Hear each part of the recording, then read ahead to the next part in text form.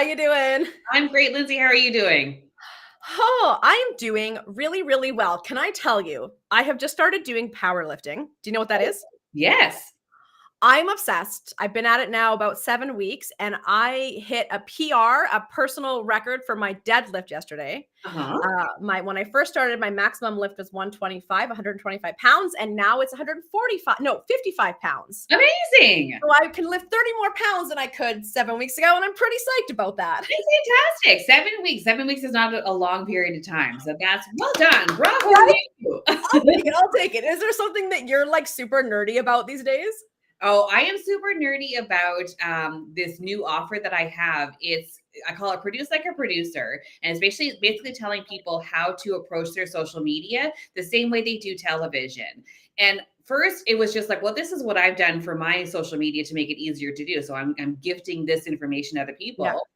But in the last couple of weeks, I've uncovered so many new markets for me to speak to. I met with someone recently who he helps businesses with their legacy and succession planning. And he's like, actually, this is perfect because a lot of thought leaders, they're not passing on their messaging to like the next generation. Yes. And then even in the tech space, I was talking to someone on Tuesday and she was like, oh yeah, all these startups, like these founders, there's like Steve Jobs keeping all his stuff in the vault. Or like everyone has to think of, Yep. well, what is Tim Cook going to do? Like, how is he going to tell this story? So I'm super jazzed about this because it was just really like, this is something that I've used that made it easy for me to run my business.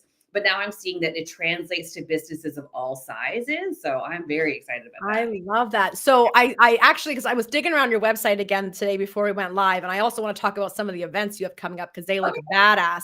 But I saw that on there, and it's so funny because I've been thinking about the exact same thing in terms of legacy and how I'm getting it out of here and leaving it behind for everybody else. Mhm. So I want to dig into that in just a quick second. First, I want to acknowledge everybody that's live with us here, everyone that's watching the replay, everyone that's listening to the podcast. Welcome.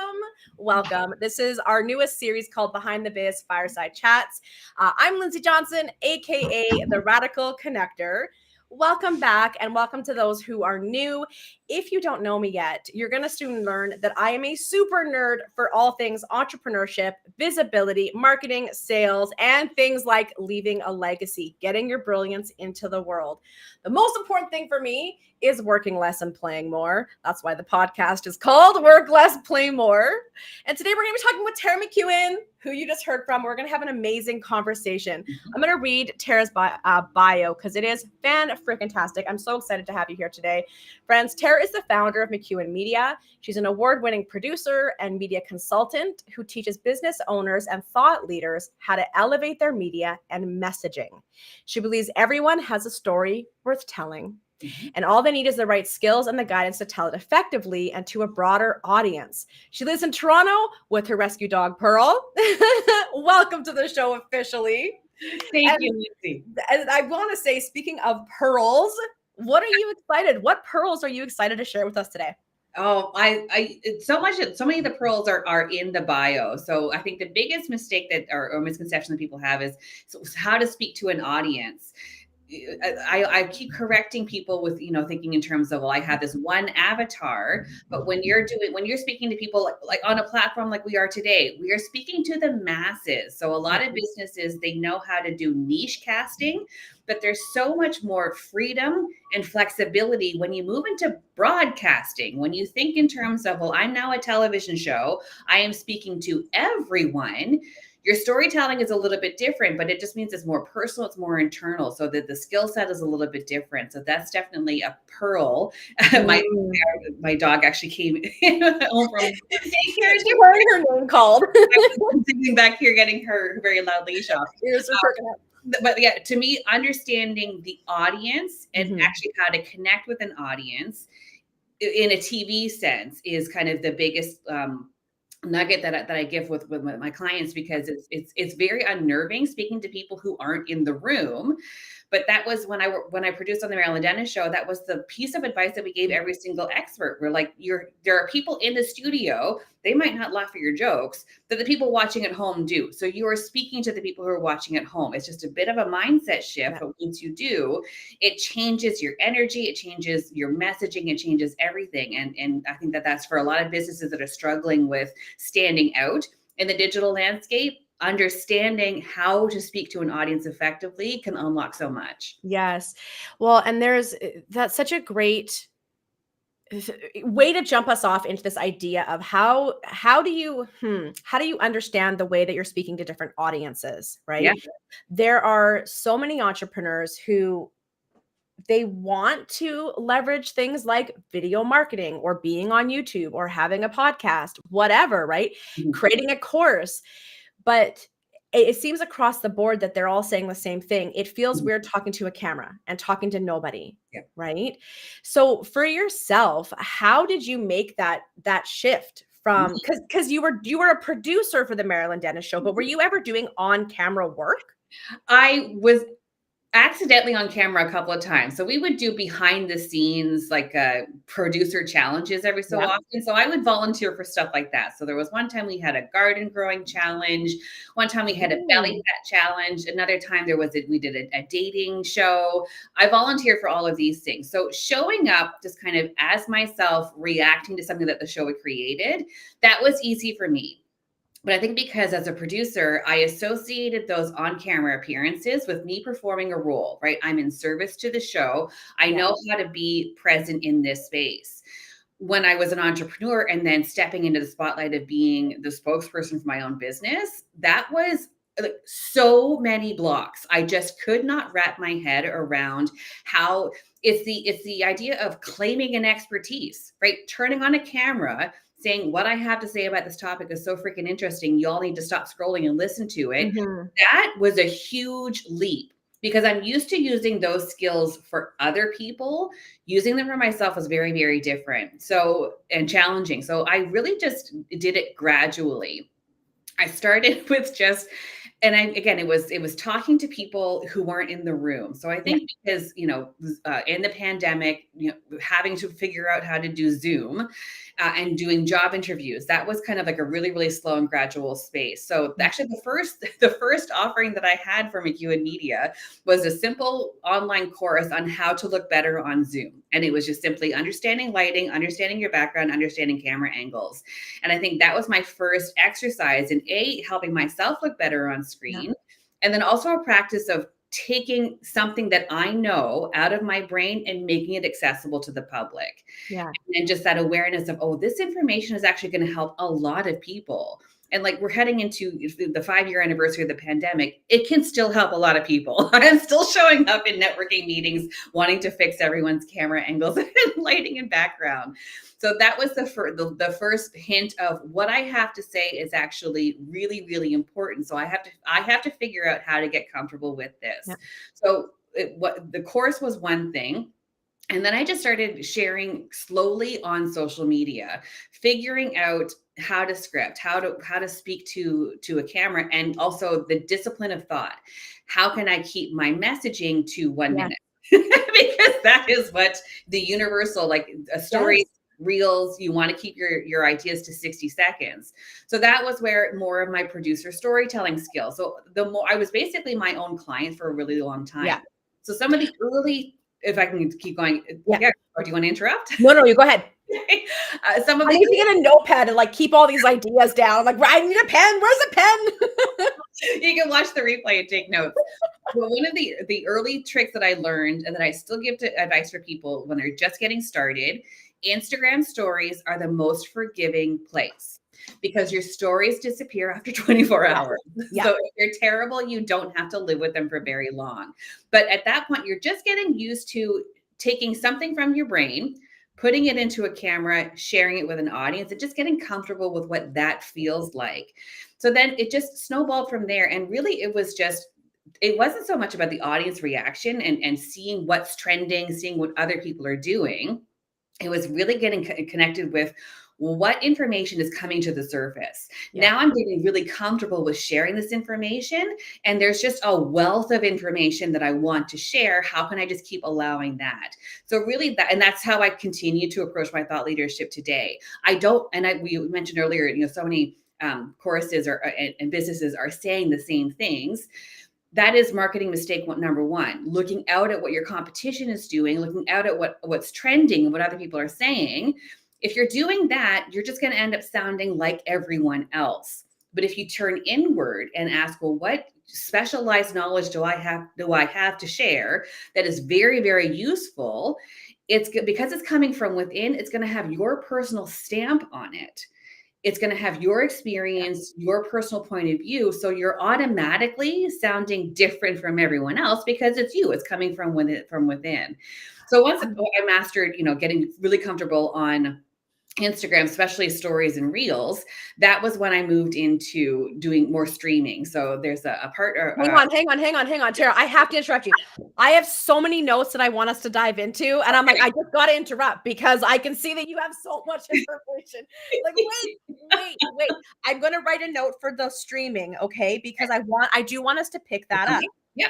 But one of the things, basically what you just said tied back to my very first note from a few minutes ago when you said it's about claiming it, right? Yeah. Claiming your information, claiming your experience, claiming your wisdom, claiming your specialty, claiming it. And that idea of don't go and copy what other people are doing, do yours. That is a part of claiming it.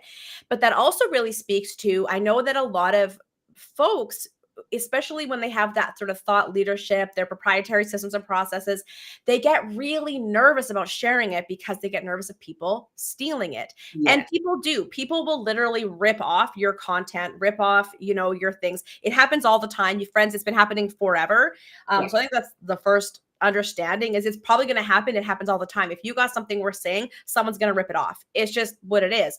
Mm-hmm. But like what you just said, there is a different vibration, resonance, confidence, like energy when it's yours versus when you're regurgitating somebody else. Mm-hmm. So I find that the folks who are regurgitating, it does fall flat. It does fall dead. They move on to something else. But when it's yours and you're sticking to the message, right? You're sticking to what you know and what you're good at. Yeah. That people will feel that and feel the authenticity and also get the impact from that. Mm-hmm. So my question is, I guess my question is how did you get confident claiming your message, your stories, your specialty? Mm-hmm. I always say I am my own best case study. So I got confident just by applying my advice to myself and feeling it move in action. Yeah. The biggest confidence is a negotiation that you have with the voices inside your head. So I think we are always familiar. We talk about the inner critic, right? Imposter syndrome, perfection paralysis. All of that is just a voice that comes inside your head and starts, planting seeds of doubt, questioning. A lot of people, we kind of name this and just that's where we begin and end. Just like, well, I've got this inner critic, so there's nothing I can do about it. The inner critic is simply there to alert you to something. So I actually refer to my inner critic as my inner producer or an inner editor if you're in print. I've served that role in my media career. I've been a copy editor and I've been a producer. So I know that the intention of a producer and an editor, when they're just asking a question or asking, is this the best? They're really just asking, is this the best way to deliver this information? Is this really the best format? Is this really the best audience you're trying to reach? And when you realize that voice is coming inside your head, it's not a gatekeeper. The voice is not saying yes or no, you have the right. It's just asking you to say, like, is this actually you? So when you hear that voice come up, answer it. If that voice comes up and says, are you really the expert to deliver this material? Answer it. If the answer is yes, then present your case. Yes, I am the person to deliver this material because I have 20 years experience in working in media, because I'm, a gifted storyteller. Whatever reasons come up for you, answer that voice. Often we just hear the voice and then use that as our exit ramp. We don't pursue it. So getting in conversation with that voice, and there are a bunch of exercises that I've learned from other coaches that help you get comfortable having that inner conversation. One thing is actually like a right hand, left hand exercise. So when the voice comes up, grab a sheet of paper, and in one hand you have a pen and then another pen. Like you can have another pen or another pencil.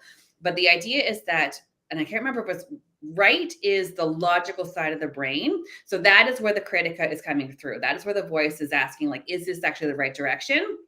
The left is your other side of the brain. Yeah. The voice is trying to express it. And just use your either hand to be in conversation, because then you're automatically, until you are more naturalizing that conversation, it's just a physical way of switching from one side of the brain to the other, and just really digging down into the why you are the person for this material. Sometimes what they're really asking for is like, is this actually best for video, or should we do a graphic instead? Like sometimes that is what the inner critic is asking. And I love that. And it's funny, if I can do it without messing up our flow, I'll sneak over as well and grab my I have a video on dealing with self-doubt, and it's a multi-step process, and it's the same thing, right? But I love what you just said, that it's like, it reminds me of when I was younger and maybe my self-esteem wasn't what it is now, and I had more self-doubt, and I, you have somebody that comes and says, "Why are you doing that? That's stupid. Nobody does that." And then I would go, "Oh, okay." Versus now, when someone says that, it's like, "Don't yuck my yum. I love this. I'm doing this." Right. And that's exactly it. It's like, don't use that inner voice, inner critic, inner editor, inner producer. Don't look at that as a bully that's making you shut yourself down. Look at it as a voice who's saying, are you the right person? Is this the right platform? Is this the right time? Have that conversation. I think that's beautiful. Beautiful. If I can add one more thing, sometimes the voice is not always questioning or judging, but sometimes it's just you're moving into something that's unfamiliar. So it's just alerting you to the fact that this is something new. So when I started recording videos on social media, like I'm in my late 40s. So when I decided to become, the public face of McEwen Media and build a brand, that voice was like, well, no one can know that you're doing this. Like they're gonna think you're being silly trying to be an influencer in your late 40s. Like who does that? But then I realized, well, no, that's actually just my old self, this past version of me, who is not familiar, who has judgments about this. So when I first started sharing videos, I did it very much in secrecy. Like when I started recording, I was actually staying with my parents, and I would wait for them to go to church so that they wouldn't walk in on me recording a video. And there was even one day, I went into their backyard to record a video, and I could hear their neighbor doing his yard work, and I froze up. I'm like, oh, this neighbor can't hear what I have to say. And as I was kind of in that moment, this other voice came in, which sometimes I refer to that as my future self, the person who actually knows what we're doing, that there's a purpose, that there's a meaning for it, and reminded me that I actually want this message to be heard by millions. So it's okay that this one person hears it, because chances are he actually needs to hear this message. Maybe he is struggling with this problem. So in that moment, I decided this message is now for this neighbor, and I got it out in one take. Yes. It's about, because sometimes the voice can be critical, but sometimes the voice is just and sometimes that voice actually is keeping you safe. Yeah. So it's just having a moment of, I'm feeling conflict. This voice is keeping me from doing something I want to do. So let's just sit with this and get curious with it. What are you trying to show me? And is this actually true? I love that. I love that. I'm going to hit pause for a moment to let everyone listening know that we are going to open it up for Q&A as we start to get towards the end of our time here. So I've already started saving questions. Emery, I've got your questions saved. If you have questions, please go ahead and stick them in the chat, and we will get to them. But I want to just share this comment from Emery right now. That Tara, hearing how your self-doubt manifests is so reassuring. Yeah. Thank you for sharing. And to that point of sharing, friends, this is, it really is everybody is feeling self-doubt. Everybody is going through these things. And, it's like when we don't talk about it, the bully wins. You know what I mean? The internal bully wins. And yet when we do talk about it, it's like it somehow neutralizes it. Yeah. Right? Yeah. Yeah. So I want to talk about some of the technical things that you said as well, because you talked about the 1 minute, right? Getting it into 1 minute. And this is, from a skills perspective, one of the biggest challenges that I see people doing or having when they create content is giving way too much context, taking way too long to get to the point, and losing. And so and then what happens is they're internalizing that their content isn't good, nobody wants it. And the truth is you just took too long to get to the heart of it, right? And you lost the viewer. So we have to remember, again, thinking of yourself as what you used about creating content as if you were doing it for TV. What was the term you used? Like as if you're producing a TV show. Oh, produce like a producer. Produce like a producer. Thank you.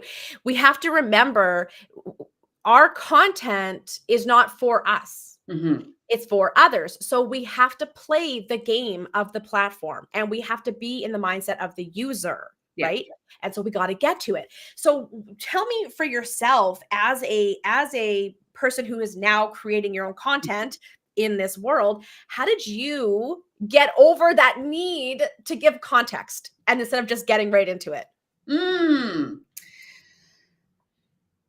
I have many thoughts.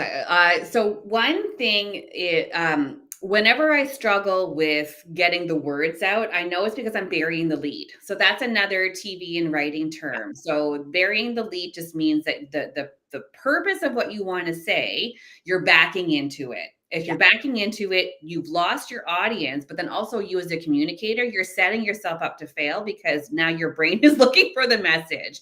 So in terms of, that's where like getting into the hook right away is going to save you, and it's going to make your content user friendly. Another TV term we always talk about, like dumbing it down for the audience. So that's just another way of saying like meeting people where they are.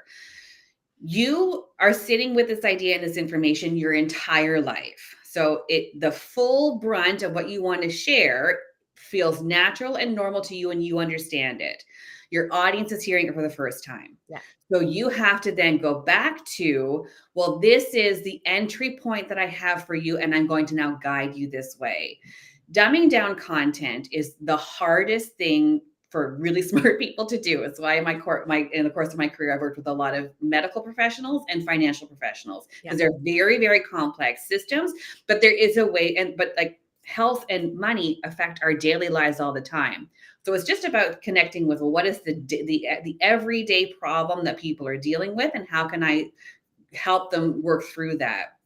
And that was something that I learned working on the Marilyn Dennis show. If you can help people solve a very simple problem, they will love you forever because it's the simple problems that we're dealing with for a long period of time. So I think that's another way of bringing the scale and the importance down. We think we need to solve everyone's problems with our content, but if you can just solve a little bit of a little problem for people, that's where the relationship starts. I'm so sorry. I totally interrupted you because I just was going to share. Like, this is from who's it? Emery. Oh my God, this. Finding the entry point for my audience. Thank you for this language. And exactly one of the things that I always, because again, burying the lead, Tara, people in my world, they know I say it all the time. You're burying the lead. You're burying the lead. You're talking around what you want to say. And this is a challenge I give to folks, whether they're reading a blog, a reel, a YouTube video, whatever, any piece of content. I want you to write out your idea, and then I want you to break that into 6 smaller ideas. And then there's 6 pieces of content instead of one giant one, right? Yeah, absolutely. Yeah, it's breaking it down into smaller pieces. It's also using simple language. So I have my most popular workshop is called On Camera Confidence. And I share some of these like TV communication writing tools with people so that they can just get easier at speaking and sharing their ideas. One of the exercises that we do is, as a group, we read aloud, page by page, I Love You Forever by Robert Munsch. Yeah. The challenge is we have to go through that reading and no one is allowed to cry. And I have done this many, many times in rooms full of grown adults, and we have never succeeded in that challenge. People cry every single time. It's a children's picture book, right? It is the simplest language, simple sentence structure, but it communicates like the most beautiful and complicated story. Relatable. Oh my God. Yes. That's what I use as an example of, you don't have to overwrite. You don't have to use your $5 words to sound smart. conversational, everyday language is going to be more powerful because people are hearing your content for the first time. So they're hearing the words as they happen. So repetition is your best friend. Yeah. Breaking things down in simple concepts is your best friend because you're adding value by delivering more information, which is that is the power and the structure of I Love You Forever. Yeah. I love that. And it's on that note, I'm remembering one of the things that you talked about was how do we create content that is authentic, that is us, that does connect, but doesn't feel salesy? Because I think that's the next barrier people come into. So what I see happening is entrepreneurs are creating content and not selling at all. Yeah. So in the end, they're just doing a lot of work for nothing. Yeah. Or they're a little too salesy and it feels icky, right? Yeah. So how did you find a balance in creating content that got conversions, people on the email list, people making a purchase, people booking a call that felt authentic to you and not gross? That was a similar journey, similar to, going from behind the scenes to being in front of the camera. That was a similar industry journey. So my background in television and media, very editorial. I've never worked in advertising. So the most I did was working on integrated content. So I was— Can you define what that means for folks? Integrated content is when a brand pays for placement in a segment. So it's their brand mention is worked into the editorial content. Okay. It's TV's way of getting around people flipping through commercial breaks. But that was the closest I got to working with ad speak or sales speak, but it was still editorial, still reigned. You still have to have a ton of editorial content in order for the integration to be palatable for the audience. Yeah, kind of seamless. Yeah. So when I started thinking in terms of what I had to remind myself to sell my products, I know how to offer editorial value. I know how to offer useful information. I had to remind myself to tell people this is how you can work with me. So how I started in the beginning was just bringing that urgency or that priority to the forefront. So I had an 80-20 rule with my content where 80% was just freely editorial, 20% was information on how to work with me. And so then I just kind of worked around with, well, where do I put this information? How do I structure this stuff? And the more I played around with this ratio, the more I started to collapse the two. Okay. Now I call it pamphlet material. The specific information, the programs, the duration, how much it costs, what you're going to get, all of that is on the website. But the benefits, the purpose, the meaning, how it's an expression of my specialized knowledge, that's in my content.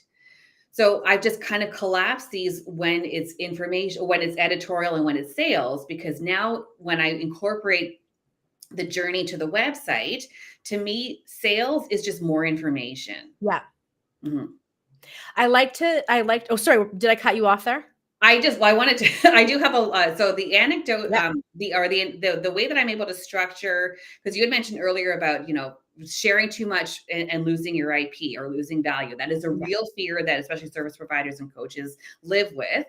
So how I kind of structure what I share on social and what I keep behind the paywall is knowing that as a service provider, in the story of my client, they are the hero of their story. I am the guide. So they have a journey. They want to get from point A to point B. And who am I as that guide? The typical hero's journey is Luke Skywalker from Star Wars. So Luke has a goal to defeat the evil empire and restore balance to the universe, as you do. He encounters two guides. The first guide is Obi-Wan Kenobi, who introduces the concept of the Force, shows Luke how he uses the Force, and then tells Luke, you have this power inside you as well. Luke has a second guide, because spoiler alert, Obi-Wan dies. The second guide is Yoda. Yoda runs Luke through the exercises, teaches him how to use the Force, and also holds him accountable when Luke is about to quit. When you're a coach and a service provider, that is who you are behind the paywall. So Obi-Wan is who you are on your social media. You're introducing the concept. You're showing how it works. You're showing the examples. You're creating the need and letting people know, hey, this is how you can actually put into action. But proximity. That's what people are paying for. They're paying for the Yoda experience of I'm going to be with you while you put this into practice for yourself. And this is such an important distinction for folks to make. Like I always say, your content should be the what, they're paying you for the how. Yeah. Right. Although we still want to give a bit of a how, because that is how we demonstrate that we are in fact able to get you to the result of the place you want to go to. Absolutely. But there's this fear we hear a lot of, well, if I give it all away, what will they pay me for? Why would they work with me? And my perspective on that is that people are either going to work with you or not, or pay for you or not, or hire you or not, or buy from you or not. Yeah. And having great quality content where you are moving the needle for people is what is the tipping factor to getting them to make that purchase, right?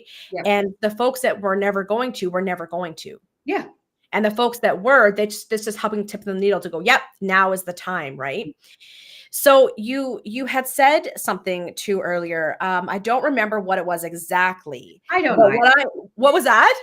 I don't either. I go into a fugue state in these interviews. I know, right? You do. You're just like, because the brilliance just has got a mind of its own. Have you read what is it, Big Magic? Of course. Right? Yeah, right. Like, I have it right here. Yeah, right. And I love her idea of, ideas being this own, it's an entity, it's alive, it's evolving, it's, and so this like fugue state of the idea has taken over anyways, your comment, or what I wrote down was that, oh my God, I can't read my own writing. Essentially, I think people feel like they get stuck. Like, what if I run out of ideas? I don't know what to talk about. And this idea of creating content sort of like begets more ideas. Yeah. Like when you actually get into action to start creating, if we stop trying to, like we said earlier, do all of it at once, we just create one thing, all of a sudden we realize, well, I could have taken that 5 different directions. Yeah. Let me think of 5 more ways to talk about what I just said and lead people to different outcomes or different realizations, right? So from your perspective, I guess my question is, how do you come up with content ideas? Yeah. So this is another TV insider trick, and why producing like a producer just makes it so much easier. So every single business has I call it specialized knowledge. Is the specialized knowledge that is feeding the business. That specialized knowledge is needed in the news and lifestyle space. As a producer, we're always looking for people who can offer commentary on specific things. So your business exists in terms of the service that you provide. It also, as a concept, exists in the general broader conversation of how we're living our lives, right? Finance experts, health experts, decor experts, life coaches, marketing experts. Yeah. Everyone needs your expertise. So the way that I approach my content is the exact same way that I programmed a TV show. I look at what's happening in the world around me. So again, I'm not looking at competition and trends. I'm looking at, what's happening in the news, right? There's an election coming up south of the border, which is going to drastically impact the general mood of the entire planet, with either outcome. So what can your specialized knowledge do to help people who are dealing with that experience? How can you drive the conversation forward? I also, with my lifestyle background, will lean into the editorial calendar. So heading into the holidays, what can I contribute to people who are dealing with the holidays? Yeah. On camera confidence, like that's just the perfect theme for January, new year, new you. So once you again, it's about taking your ideas out of your brain and into the world.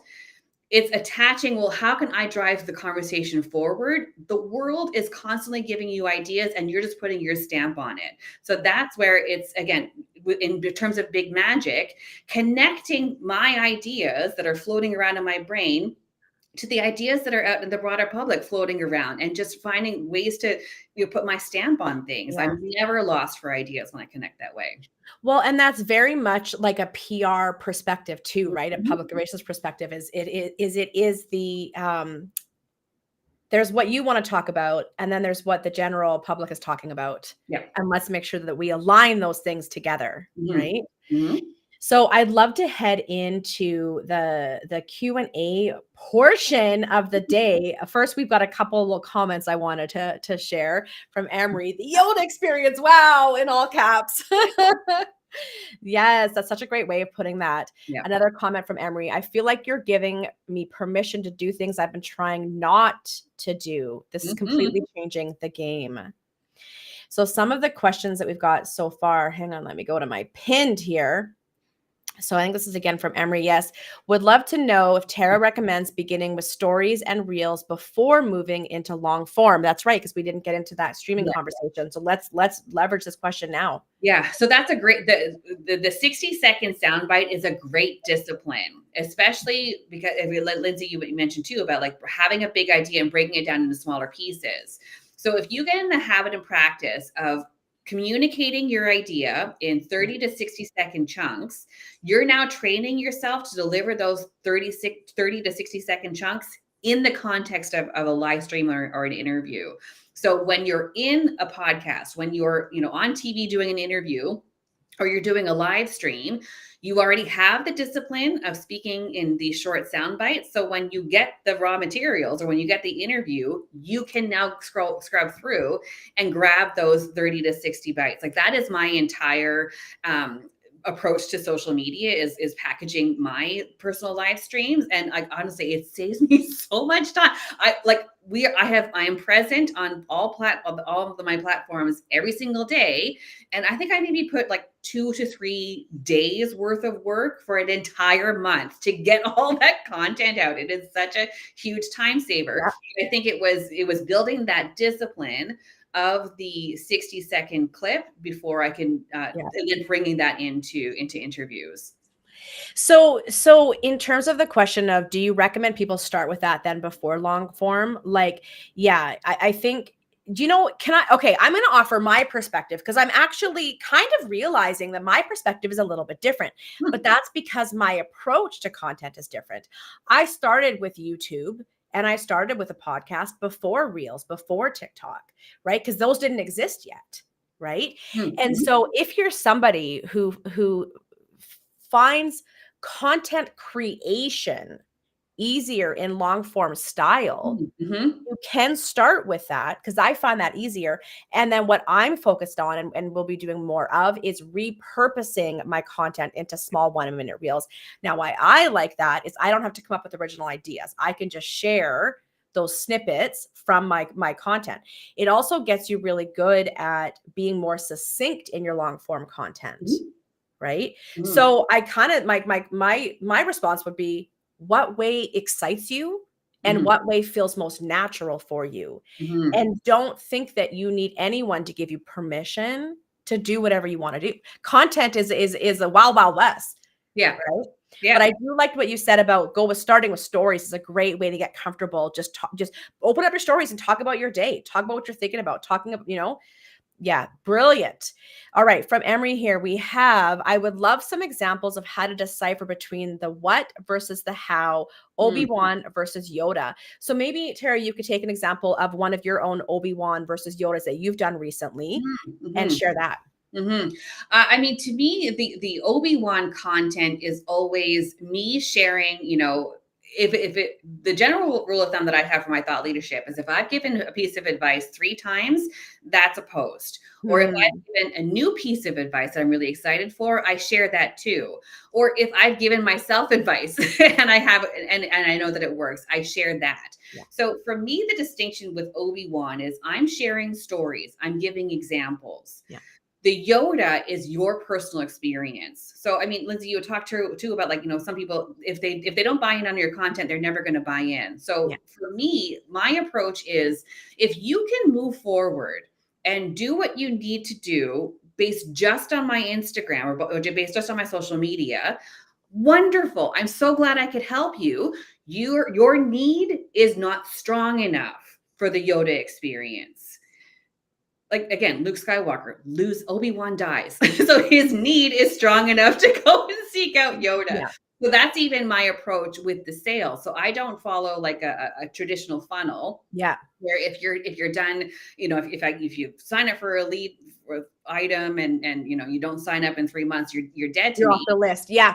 Exactly. My approach is more full circle. So Yeah. that's where so much of my emphasis is on the editorial and offering value. It getting to the website and the point of sale moments is more of a choose your own adventure.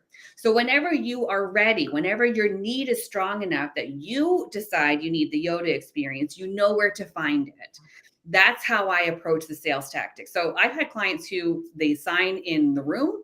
I've had clients who they love what I do. They know they want to work with me, but their circumstances aren't allowing it.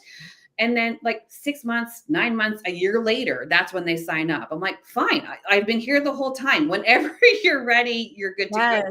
So my only job, and that's where I'm really comfortable with, is my only job is to be available when you need the Yoda experience, but I'm not pressuring you to then move from Obi-Wan to Yoda. Yeah. And friends, you can see why I invited Tara on to talk to the podcast, because you're mirroring exactly what I tell folks, right? Yeah. Which is, excuse me, which is people buy if and when it's right for them. And I actually did a ranty email rant the other day where I'm like, I'm so grossed out by those email lists where it's literally get my lead magnet, get on my list. If you don't make a purchase, I'm taking you off my list. Yeah. That is, I mean, that is a style. And I'm not saying that's wrong or bad. That is a style. That's not me. I am going to be the Obi-Wan. I am going to continue to show up and put it out there. And you can stay on my list as long as you want. You can come to my YouTubes as long as you want. If and when you want to do something together, I am here. Right. And so same thing. I've had people come back 4 years later. Yeah. And sometimes they have a new business by that point, but they're just, it's if and when the time is right. Right. Yeah. So I want to go into a couple more questions before we wrap up here. Okay. We've got from Emery, that's a great metric, North Star. Thank you. So just giving some confirmation. Thank you for that. Emery, Lindsay, I'm more likely to do it the same way you are. So talking about long form first, then short form. But I want to apply what Tara's saying, so I'm not bearing the lead. Thank you. All right, we have, hang on, I saw something from Vera. Vera, where did your comment go? I saw something. There it is. Vera, we've got, love the idea of looking at current news and how you could put your own take on it with your niche or biz. I mean, that's PR basics, right? 101 right there. Yeah. But that's also one of my master classes coming up on power pitching. That approach also works when you're just out and about representing your business. So I think a lot of businesses, they have their 40-second elevator pitch, and then they have their marketing materials, and they think, well, this is when I'm pitching my business. This is when I'm telling people about how to work with me. But I've been in many situations, especially in the film and TV industry, where they're like, this is a networking event. You're not allowed to pitch. Yeah. So I'm like, well, then how do I make a good impression? I pitch myself by offering my insight into the changing industries. That's where I get connections. That's where I get people who want to work with me, or at least connect with me and learn more with me, because I have so many interesting things to say about how my work and industry fits the broader picture. So looking at current news and just connecting to the zeitgeist and having something to say about it, practicing that messaging on your social media just makes it so much easier to bring it into networking events where you might not necessarily be encouraged to pitch yourself, but you can still make a good impression. Like the holiday party season is coming up. You can still plant seeds for business by making a strong impression, by having really interesting things to say about your industry. Yes. And I'm so glad that you said that. And I don't want us to go too off course, but y'all know I'm going to talk about networking because it's my fave. And just that reminder of networking is not where you pitch. You should never be pitching. You should never be selling. Networking. This is your opportunity to go be a cool ass person and build some genuine relationships. And the people who vibe with you, there is a follow-up. There is a, let's talk, let's collaborate. Why don't we talk next week about how we can do a podcast together? Or why don't we talk next week and brainstorm some ideas for where you're getting stuck, right? So the networking event itself, the networking moment, is to be a cool ass person and have cool ass conversations. Yeah, absolutely. Right? No, like, trust. That's it. No selling, no pitching, right? Emery's got one more comment here for us. You can't see me, but I'm cheering over here at your answers. Tara, exclamation, exclamation, exclamation. Totally clicked when you said their need isn't strong enough. Do you have a super fan button? I think Emery has earned that today. Super fan? I know. You know what? Probably. I don't know. For myself with the YouTube streaming, I mean, again, I love video. I love streaming. I love hanging out with our community. We do a lot of different YouTube. But I'm still mastering the tech. I'm still learning the tech. Mhm. And it's a really great lesson for everybody. When I go and look at the people who've been live streaming on YouTube for years now, and they have super fancy platforms and tech and integration. If I were to try and emulate that, I would never get started. Yeah. We start with what we've got. And that's just a reminder, whether it's content, whether it's networking, whether it's live streaming, whatever. We start with where we're at and with what we've got, and we grow into more advanced technology, more advanced strategies, Absolutely. right? From Tara, from Emery. Yeah.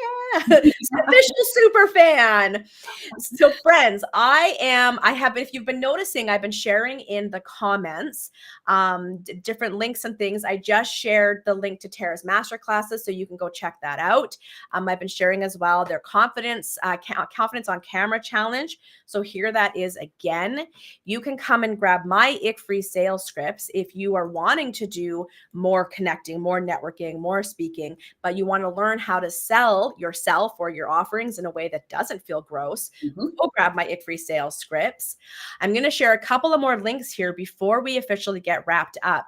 We are going to be meeting on YouTube Live again on Wednesday to talk with Liz Wilcox, the fresh princess of email marketing. You all know I'm a super fan of her email marketing membership. She takes email marketing and makes it fun, makes it easy, and makes it profitable without feeling gross. So we're going to be talking about that. You're able to click that link right there to get your seat saved through Calendly, submit your questions. I do apologize if the links are kind of messed up right now. I started promoting these YouTube lives and then immediately said, no, I need to make this more automated. And so some of the links are jumbled. So as long as you come find the live tab, you will find us. I've been sharing Tara's Instagram. Let me share that one more time. Wait. Oh, hang on. There it is. Chat.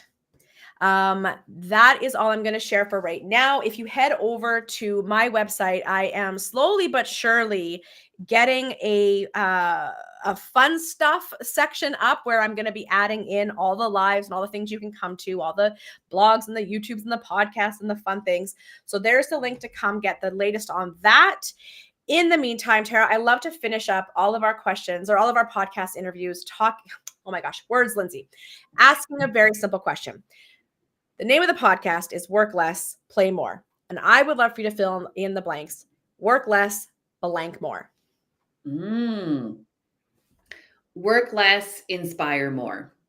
Oh, fire. Awesome. Tara, thank you so much for hanging out with me today. Everybody else, thank you so much. Oh, you just got, Emery just signed up for the masterclass. It's happening. Super fan. Right? This has been wonderful. I really appreciate you taking the time to come and share all this, share your stories and experiences. To everybody watching live, watching the replay, listening to the podcast, I hope that you enjoyed the heck out of this. Make sure you go and follow and connect with Tara. Make sure that you keep coming and tuning into my stuff over here. Other than that, everybody, make it an amazing day. Tara, any final thought before we go today?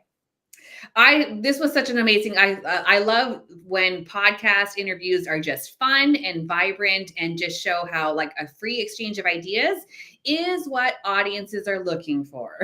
Yes. Yep. Ease up. Don't be so rigid, friends. Wonderful.